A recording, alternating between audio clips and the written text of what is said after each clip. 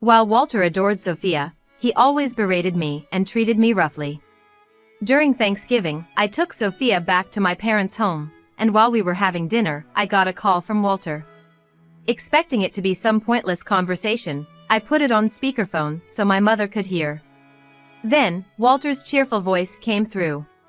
"You don't need to come back." "What?" "I've brought Sophia's moving boxes to the house." I was completely baffled by what he was saying. "It's because of you that Sophia doesn't want to come home.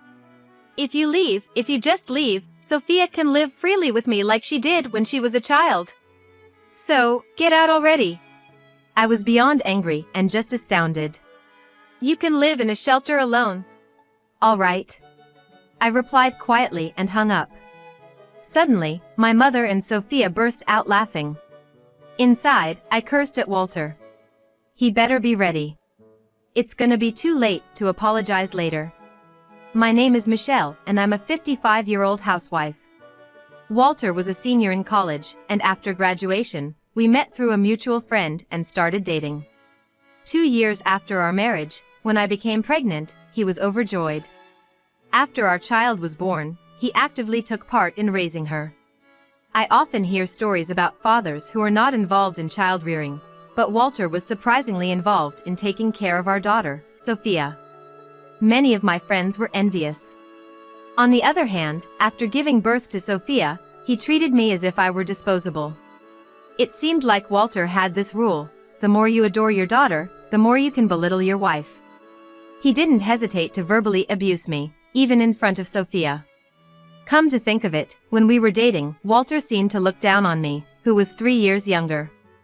Since we were from the same school, he didn't mock my education but made fun of my age. "Michelle, you're so cute, not knowing such things." "I'm sorry." "It's okay. I've lived 3 years longer than you, so I have more life experience. You won't go wrong if you listen to me." "Yes." Back when we were newlyweds, he spoke more kindly. However, as time went by, he became more and more arrogant. "Hey, many wives balance work and household chores. I'm taking care of Sophia, and you only have a part-time job for 6 hours. You should be able to handle it better, right?" After attending a daycare committee meeting after work and having only bought a single ready-made dish due to being in a hurry, he said all that. When I mistakenly scheduled the neighborhood cleanup a week off, he nagged at me for an hour. "Get it together. I'm embarrassed when you're like this. Sophia will also be talked about. Do you intend to put Sophia through hardship being her mother?" "I'm sorry." But Walter also read the neighborhood notice in front of me. Before I could mark the date on the calendar, he passed it to our neighbor. When I asked him which day it was, he answered confidently, so I assumed that was the cleanup day. It wasn't only my mistake. But if I pointed that out, he'd berate me tenfold. To end the argument quickly, it was best to show a humble attitude and bear it. Whenever I fell sick, Walter got upset. Before marriage, when I told him that I wasn't in the best of health, he said such sweet words. "I'm robust, so if you ever get sick, I'll take care of you." But when I did feel unwell, Walter would incessantly complain in front of me, while I lay weak in bed. "I can't make dinner because I have a fever of 100.4 degrees Fahrenheit? Can't take care of your husband? You're failing as a housewife." "I'm sorry, I think I caught something from a colleague. Can you please get some takeout or something from the store?" "Oh sure, always with the excuses. Sophia, let's go get some dinner with Daddy." When Walter returned home, he only bought alcohol and snacks for himself and treats for Sophia, not getting anything suitable for me to eat. "If you get us sick, you're in trouble. Right now, you're no different than a germ. Stay in your room until you're better," he snapped at me. As Walter closed the bedroom door, I could hear Sophia's concerned voice. "Daddy, what about Mom's food?" "She'll manage on her own. We shouldn't get sick, so let's stay downstairs." Reluctantly, I was making soup in the kitchen late at night when Walter found me and yelled at me. "What's this? You look fine. Don't fake it just because you want a break." "I clearly look pale, can't you see?" You catch a cold or the flu because you're not strong-willed enough. Look at me, I go to work even when I have a hangover. Seeing Walter puffing out his chest, I just lost the will to argue. Walter was always cold to me, but doted on Sophia. If she coughed even slightly, he'd panic, thinking, pneumonia? If she got hurt at the daycare, he'd overreact, demanding, who did this to her? When she had a boyfriend, Walter would sneakily find out where he lived and stake out, eventually telling Sophia, that guy has a childhood friend who's a girl. You should break up. This got him scolded by Sophia. So, when Sophia brought her boyfriend, Kevin, to our home, I was worried Walter might chase him away. But Kevin was the spitting image of a gentleman, so Walter had to accept him. You're way out, please take care of Sophia. Walter, sobbing and bowing his head, left Kevin looking surprised. Naturally, at their wedding, Walter cried like it was the end of the world, much to the amusement of our relatives. While such antics were endearing, Walter's behavior began to spiral out of control. Hey Sophia, why won't you live with us? Soon after she got married, every time Sophia visited, Walter would ask her. I knew the reason. Easygoing me and the meticulous Sophia had different personalities. Sophia realized this during her teenage rebellious phase, went to an out-of-state university, and started living alone after getting a job. With distance, she seemed to want to go out or chat, inviting me for shopping, movies, day trips, and even occasional cafe visits. This kind of distance felt just right. But Walter treated Sophia, now 30, like a child and kept pestering her about living together. If you're living in the next town, why not just live with us? I'm fine, I have Kevin with me. You're cold. I might get sick from loneliness. What are you saying? You're sturdy enough not to catch a cold. Initially, Sophia entertained Walter's whims, but he became too nagging, so she reduced her visits to just Christmas and Easter. Now, he'd send her messages every day, and if she didn't reply, he'd call to remind her. Ignoring that as well, one day Walter just waltzed into her house. When Sophia and Kevin returned, they found Walter lounging in their living room, which shocked them. Apparently, Walter secretly took their spare key and made a copy. After getting a call from Sophia, I rushed over to retrieve Walter. When I entered, Sophia was yelling at Walter. Dad, enough is enough. This is our home. What's wrong with a father visiting his daughter's house? Walter, what are you doing? You can't just break into someone's home. It's natural for a father to care for his daughter. I've changed Sophia's diapers, bathed her, played with her at the park. You don't care about her like I do. I love my daughter and worry about her every day. I gave up trying to reason with Walter and forcefully took him home. Though he complied that day, Walter kept on with his antics, getting Kevin, a non-drinker, drunk at bars, dragging him to horse races and boat races, and making him spend unnecessarily. No matter how many times I cautioned Walter, he wouldn't listen and seemed ready to dig in his heels, so I stopped pushing. Right around that time, the summer holidays were approaching, and given it was the first one since my father's passing, I planned to take some days off work and visit home. When I mentioned this to Sophia, she said she wanted to go too. I'd like to visit the grave too. Okay, I'll let Grandma know. She'll be thrilled.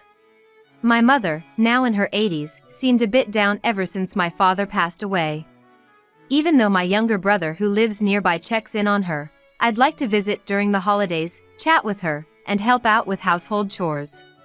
When I told Walter about this, as expected, he complained. You're gonna be away for 3 days, even though you're a wife? We're also going to visit your parents' grave. It's not about that. Leaving me alone for that long is just not right. Since his parents had already passed away, we usually visit their grave first. I believe I'm fulfilling my duties as a daughter-in-law. I'll leave money for 3 days' worth of meals on the table. Typical. Ditching your kitchen duties? Make sure to catch up on cleaning, laundry, and dishes when you get back. I'll leave my stuff out just to ensure you have something to do. I was tempted to retort, why don't you clean up after yourself for once, but swallowed my words and got in the car. As soon as we left, Sophia vented her frustration. Why is he so arrogant? Mom, are you okay being treated that way? I've just gotten used to tuning him out. Seeing my half-smiling face, Sophia looked displeased. But she quickly changed the subject, probably out of concern for me. Oh, speaking of which, about the new apartment we're moving into. You were living in the place that Kevin had since his bachelor days, right? And now it's gotten too cramped? With both Ethan and me working from home more, we felt the need for a home office. We just signed the lease recently and are now packing. That's great to hear. The new apartment is in the downtown area. I anticipated Walter making a fuss about it when he found out. That evening, my mother, Sophia, and I made meatloaf together. In the middle of our meal, Walter called. He typically complained over the phone whenever I visited my family. I assumed this call would be about some trivial matter like wanting a different beer or finding a hair in the hallway. Thinking to share the conversation with my mother, I put the call on speaker. Walter's cheerful voice echoed. Having a good time over there? Pretty much. What do you want? You don't need to come back. What? I've brought over Sophia and Ethan's moving boxes. There's no space for you anymore. I was at a complete loss for words. I glanced over at Sophia, who looked just as perplexed as I did. Walter, sounding triumphant, continued. With you around, Sophia won't come home. If you leave, she can live freely like when she was a child. So, just go. Well, I'm already living quite freely with Kevin. Sophia protested from beside me, but it seemed Walter wasn't listening. You can live alone in a facility. I was more flabbergasted than angry at Walter's smug remark. Understood. I replied calmly and hung up the phone. Immediately after, my mother and Sophia, sitting next to me at the dinner table, burst out laughing. They couldn't contain themselves, laughing so hard they held their stomachs. Walter, as always, never listens to anyone. Talk about being in his own world. This is crazy, Grandma, Sophia said, wiping tears from the corners of her eyes. I was too upset to laugh. In my heart, I was cursing Walter. I had turned a blind eye to his antics because he was fond of Sophia, but this was the last straw. He better brace himself. An apology later won't cut it. After the call, I quickly finished my meal. I then arranged for a moving company and made another important call. As time passed, Sophia seemed to become angrier. As she washed dishes, she vented. No matter if he's the father, entering someone's house and moving their belongings without permission is utterly ridiculous. Unforgivable. We can confront him together, but let him speak his mind for a while. I want to record everything. Got it. On the way home with Sophia, we stopped by a divorce attorney's office. The moment we opened the front door, boxes that couldn't fit in the living room spilled out into the hallway. Sophia's belongings. He really brought them here. Walter appeared with a grin for Sophia and then glared at me. Sophia, welcome back. Why did you come back? Don't worry. I just came to grab some valuables and a change of clothes. I'll be moving out within the week. You finally get it. When I placed the divorce attorney's business card on the dining table and urged Walter to sign, he remarked with a smirk. I should have done this sooner. I kept you around thinking you'd be a good housekeeper since you're Sophia's mother. But I realized I can just make Sophia do all the chores. The one who had been putting up with everything was me. I ignored him and started transferring my valuables into my bag. Hey, are you sure about this? Sure about what? You're being stubborn. You don't have anywhere to go, right? I heard your brother and his wife are moving in with your mom next year. You'll struggle living alone with your meager salary. Walter spoke to my back with arrogance as I packed my suitcase. If you change your mind now and apologize for everything and swear to serve me for the rest of your life, I might let you stay in this house. Thanks for the offer, but I'm good. I had already booked a place, and I'm just moving there a bit earlier. Oh, some rundown apartment? That would suit you better than this stylish room. Don't you think so, Sophia? Walter laughed crudely. Sophia, who had been frowning all this while, finally spoke. "You're seriously mistaken, aren't you?" "Wait, Sophia. Enough already. Dad, you seem to be under the impression that I dislike Mom. I need to set things straight." Walter's eyes widened in surprise. Comparing me and Sophia, a small smirk formed on Walter's lips. "You're too late. I know everything about Sophia. How you found your mother annoying, how you chose a college with dorms because you didn't want to see her. But when you started working and living alone, you missed your dad and sometimes came home, right?" Sophia, wrapping her arms around herself and grimacing, retorted. "Ew, are you serious?" "What?" Walter's eyes widened in surprise. "The one I found annoying was you, Dad. I left home because I couldn't stand seeing you verbally abuse Mom and watching her silently endure it.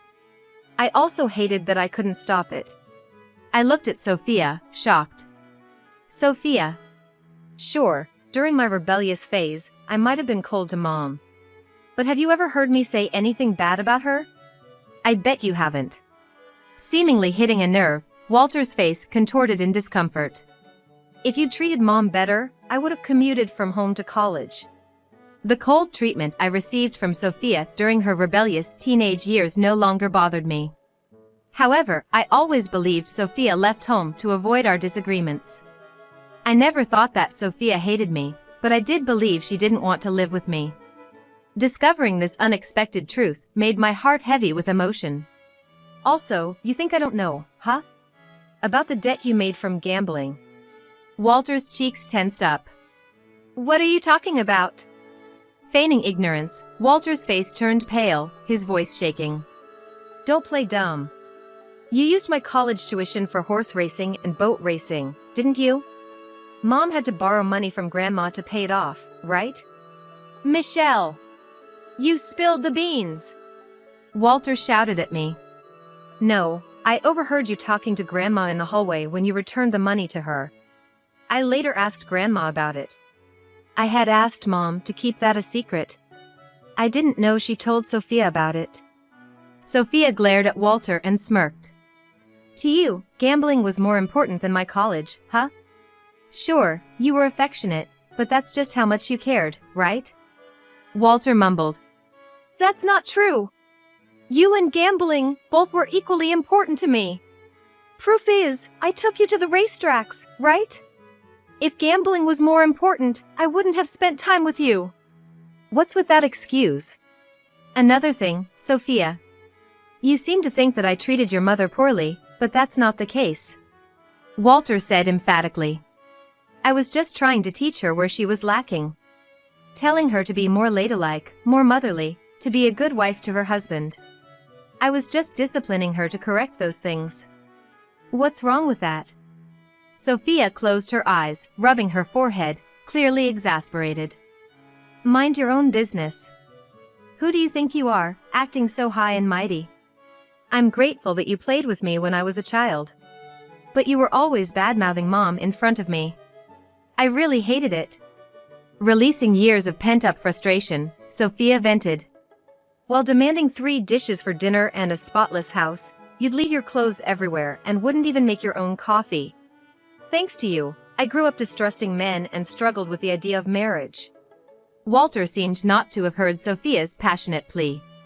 He let out a soft sigh and furrowed his brows. "Seems like you've got the wrong idea, Sophia. Well, if we live together, you'll understand." "What?" "I'm definitely not living with you. I'll move my stuff to my new place tomorrow." "You've always been stubborn, huh? Or is it playing hard to get? I know deep down you really love me. You're just shy, aren't you, Sophia?" Chuckling, Walter took the divorce attorney's business card. "We're gonna be total strangers soon. Move out quickly. Don't leave your stuff here too long, it's a hassle." "I will. So, you better find a new place too. If you dilly-dally, you'll get kicked out." "What?" Walter looked dumbfounded. I shot him a cold, sarcastic smile. "Did you forget? This apartment used to belong to my father." It seemed the realization hit him like a ton of bricks. Seeing Walter's wide-eyed expression, I kindly reminded him. Remember when we were considering buying a house after getting married? Dad suggested we live here since a unit became available. Plus, it's close to your work. After Dad passed away last year, Mom inherited it. So, it's hers now. Walter went pale, rapidly recalling the phone conversation he had had earlier. I smiled gently and continued. Mom was listening to our call earlier. She said she wouldn't tolerate someone so ungrateful and inconsiderate. So, move out ASAP. Despite its age, the apartment is renovated and is quite a catch. Can't have you squatting here forever. But, if you're telling me all of a sudden. Desperately, Walter stammered. I thought my rent was being auto-debited from my account. Seriously? Don't you check your statements? And with your salary, there's no way you could afford the $1,000 rent. In that case, where are you planning to move? Without this place, you've got nowhere to go. And I won't let you live with Sophia. His face red with rage, Walter shouted, but Sophia shot him a cold, icy glare. For your information, I don't waste money on booze, cigarettes, or gambling like someone I know. I've been saving up for my part-time job, and I've booked a spot at a luxury retirement home. Apparently, there's a vacancy right now, so I'm moving there. It's in a hot spring town, right? With an open-air bath? And you can see the ocean from the living room? Excitedly, Sophia chimed in. I smiled. Exactly, the view is amazing. There's even a personal garden, so I can do some gardening. That sounds fun! I'll come visit. Please do. So, Walter, maybe you should find a place you like? I don't have that kind of money. His voice dropping, Walter admitted. But I sharply retorted. Figured as much. But I'll still be asking for alimony, so be ready to pay up. Alimony? I never cheated or anything. I've endured 32 years of your verbal abuse. You'll pay for every bit of it. Even if you have to take on debt, I expect you to pay up. No way. Oh, I got it. We don't have to get divorced. Suddenly hopeful, Walter exclaimed. Let's forget about this whole thing. What? You can stay in this apartment. We'll put the divorce on hold. That way, you won't have to leave, and I won't have to go, right? Glowing with what he thought was a brilliant solution, Walter was immediately shut down by Sophia's curt reply. Are you for real? Ignoring the stunned Walter, Sophia called out to me. Mom, once you're ready, let's head back to Grandma's house. We can leave the rest to the movers. Yeah, we've got a reservation at the sushi place for everyone tomorrow. Leaving a dazed Walter behind, Sophia and I went back to our family home. I won't accept this divorce. I'll live here forever. Though Walter was adamant about staying in the apartment, after being persuaded by the property management that an eviction would be costly, he reluctantly moved to a small rental apartment.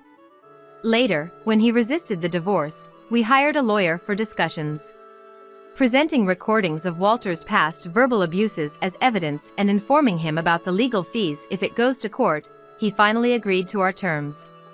I didn't trust Walter, so I billed him all at once for the $10,000 in damages and the college tuition my mother had covered for him.